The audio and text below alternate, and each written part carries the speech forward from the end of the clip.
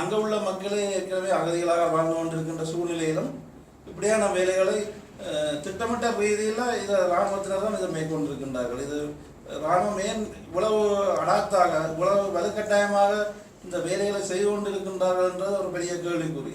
குறிப்பாக இந்த காணி சுவீகரிப்புன்றது வலியாமம் வடக்கை விட வலியாமம் கிழக்கு அதே போன்று வலி மேற்கிலே நடைபெற்றது.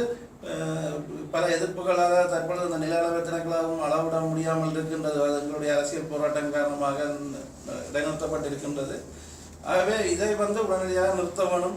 இதுக்கு மேலே நாங்கள் இது இனி தொடர்ந்து இதை அனுமதிக்க முடியாது. அதுக்காக தான் நான் இப்போ இந்த பத்திரிகையாளர் சந்திப்பில் நான் கேட்டுக்கொள்கிறேன் என்ற அரசியல்வாதிகள் இனியும் காலதாமதம் என்று இதில் உடனடியாக தலையிட்டு இந்த நடவடிக்கைகளை தடுப்பதற்கான நடவடிக்கைகளை இட வேண்டும். அதே போன்று பாராளுமன்றத்துக்குள்ளும் பாராளுமன்ற உறுப்பினர்கள் இதுக்கான நடவடிக்கைகளை மேற்கொள்ள வேண்டும். இனியும் காலதாமதம் ஏற்படுத்தக்கூடாது நான் கேட்டுக்கொள்கிறேன். போயா தினங்களில் மதுபானங்கள் விற்பத கடைகள் பூட்டப்பட்டிருக்கின்ற சூழ்நிலையிலும் உள்ளுக்கு இருக்கிற அந்த உல்லாச விடுதியிலிருந்து மதுபானங்கள் வெளியிலே வந்து கொண்டிருக்கின்றது.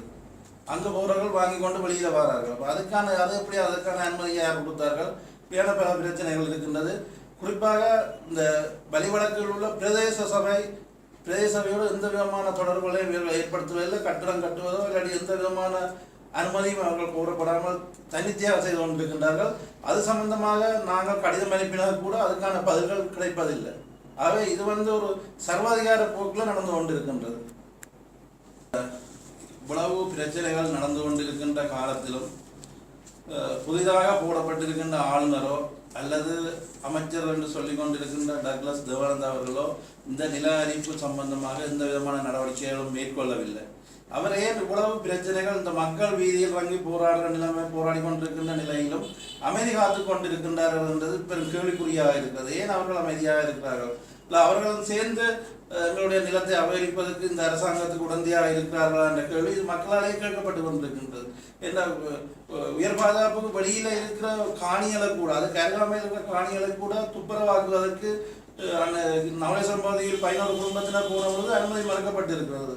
அவர்கள் காங்கிரஸ் துறை நேரத்தில் முறைப்பாடு கொடுத்திருக்கின்றார்கள்.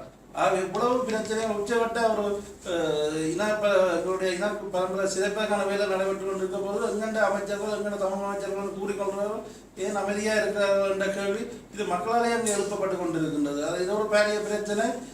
இது சம்பந்தப்பட்ட அமைச்சர்கள் இதில் உடனடியாக இந்த நிலாவரிப்புக்கு எதிராகவும் அதே நேரம் எங்களுடைய அந்த வலியாகம் வடக்கில் சொந்த இடங்களில் மக்களை குடியேற்றுவதற்கான முயற்சிகளை அவர் முன்னெடுக்கணும் என்பதையும் அதை நான் கேட்டுக்கொள்கிறேன். இன்னொரு முக்கியமான